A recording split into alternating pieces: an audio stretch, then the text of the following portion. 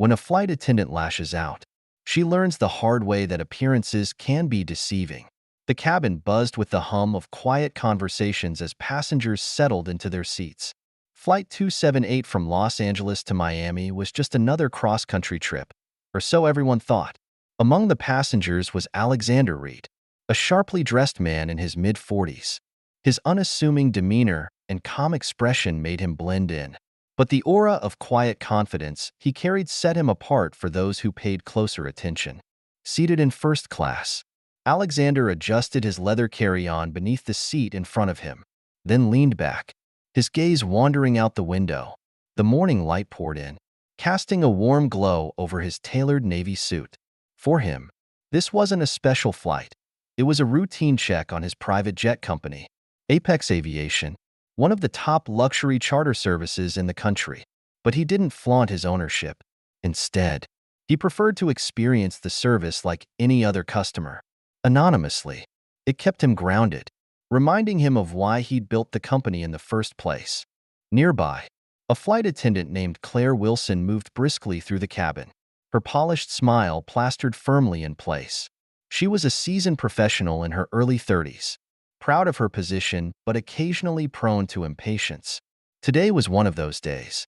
A last-minute change in crew assignments had thrown her off balance, and the delayed boarding only added to her mounting irritation.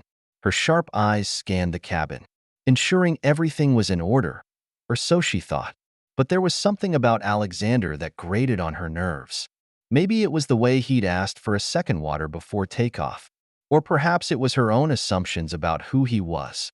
Either way, she felt herself building an invisible wall, one that would soon lead to a confrontation neither of them could have anticipated.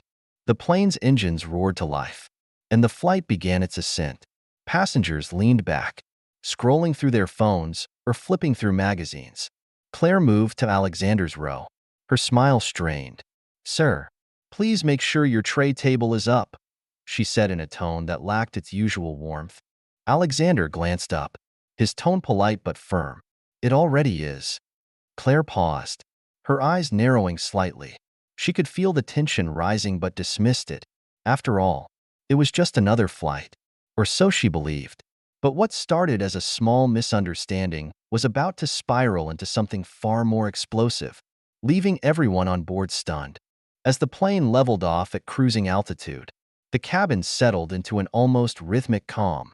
Alexander relaxed in his seat, pulling out a leather notebook to jot down thoughts for an upcoming business meeting. Claire, however, was still keeping a subtle eye on him, though she wasn't entirely sure why. Something about him seemed to challenge her, and her simmering frustration found an easy target. It started with a seemingly minor request. Alexander pressed the call button, and Claire approached, her smile more mechanical than friendly. "Yes, sir," she asked, her tone clipped. "I'd like a refill on my water." "Please," Alexander said calmly, holding up his empty cup. Claire's jaw tightened imperceptibly. She hesitated before replying. "We're in the middle of service." "Sir, I'll get to it when I can." Alexander nodded, sensing her irritation but choosing not to escalate. "No problem. I'll wait."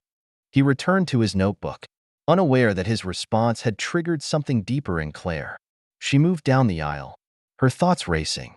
Why does he have that air about him? Like he expects the world to bend to him? It wasn't the first time she'd felt this way about a passenger, but this time it felt personal, though she couldn't explain why. Minutes later, as she returned with the drink cart, Alexander pressed the button again. Claire stopped mid-step, glancing at him with visible annoyance. "Sir, I've told you I'll get to you," she said sharply. Alexander looked up, his expression steady but questioning. "You've passed me twice now. I only pressed the button because I thought you might have forgotten." The words hung in the air, calm yet cutting. A few passengers in nearby rows glanced over. Sensing the tension, Claire felt her cheeks flush, her frustration bubbling to the surface. "Sir, there's no need to press the button repeatedly. We have a system, and I'll serve you when it's your turn." "I understand," Alexander said, his voice remaining even. "But if you're upset, perhaps we can resolve this without an audience." That was it. To Claire, his tone wasn't calm. It was patronizing. She stepped closer, leaning slightly into his space. "Excuse me," she hissed, her voice low but sharp enough for the surrounding passengers to hear. Alexander didn't flinch. "I think you've misunderstood my intention. I'm simply asking for basic courtesy." By now, the tension was palpable. A man seated 2 rows back whispered to his wife, "What's going on?" Claire's colleague on the crew gave her a concerned glance, subtly shaking his head as if to signal her to back down. But it was too late. Without thinking, Claire snapped, "You don't get to lecture me about courtesy, sir." Her voice rose, drawing the attention of nearly everyone in first class. And then it happened. A slap, not loud, but sharp enough to leave the cabin in stunned silence. Alexander leaned back slightly, his hand instinctively brushing his cheek where her hand had landed. His expression shifted, not to anger, but something more piercing, like disappointment. The silence stretched unbearably as passengers stared, shocked at what they had just witnessed. Claire froze, her hand still in midair as if her brain hadn't caught up with her actions. Her colleague rushed over, his voice low and panicked. "Claire, what are you doing?" I, she stammered, her face pale. But the damage was done. The moment felt like it stretched forever. But the reality was that everything was about to shift, and the stunned crowd was about to learn exactly who Alexander Reed was. The silence in the cabin felt suffocating as Claire stood frozen, her face shifting between confusion and panic. Alexander remained calm, his composure unshaken, though the mark of her hand was faintly visible on his cheek. Passengers exchanged wide-eyed glances, whispering in hushed tones. No one dared speak up directly, except for one man seated a row behind Alexander. "That was out of line," the man said, his voice firm but not loud. His words carried weight, cutting through the tension like a knife. Claire's colleague stepped closer, trying to diffuse the situation. "Claire, step back," he whispered urgently. "You need to stop." But Claire didn't move.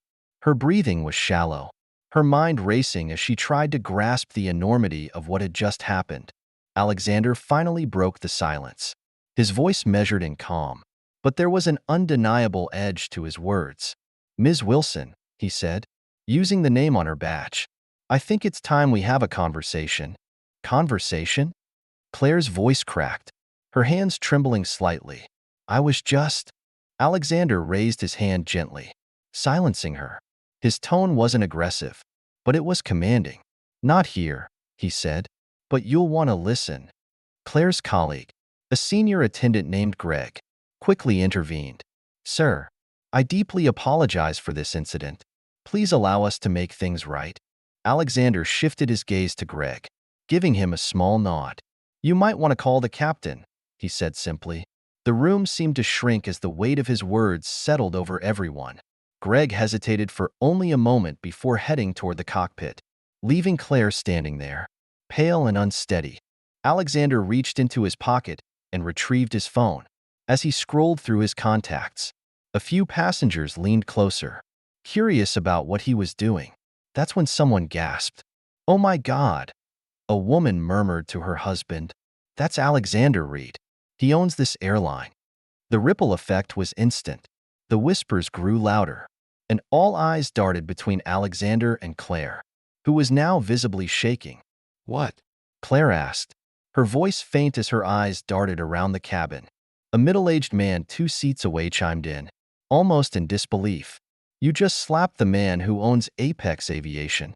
Claire blinked, the words hitting her like a freight train. She stammered, "What are you talking about? He's just a passenger." Alexander looked up from his phone, meeting her gaze with an unflinching intensity. "Claire," he said, his voice low but firm, "I'm not just a passenger. I'm the CEO of Apex Aviation, and you're representing my company right now." The weight of his statement hit her like a wave, her knees feeling weak. The murmurs among the passengers grew louder.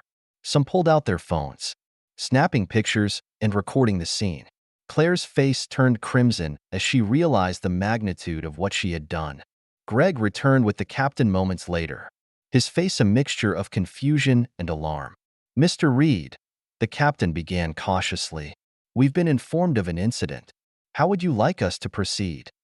Alexander glanced at Claire, who now looked like she wanted to disappear into the floor. He let out a long breath, his expression softening slightly. "Let's handle this professionally," he said. "For now, I'd like to have a private word with your crew." But this was far from over. The revelation was just the beginning of what would become a day no one on that flight would ever forget. As the flight continued, passengers reflected on the incident, each carrying a reminder of the importance of humility and respect, lessons that reverberated far beyond the cabin of Flight 278.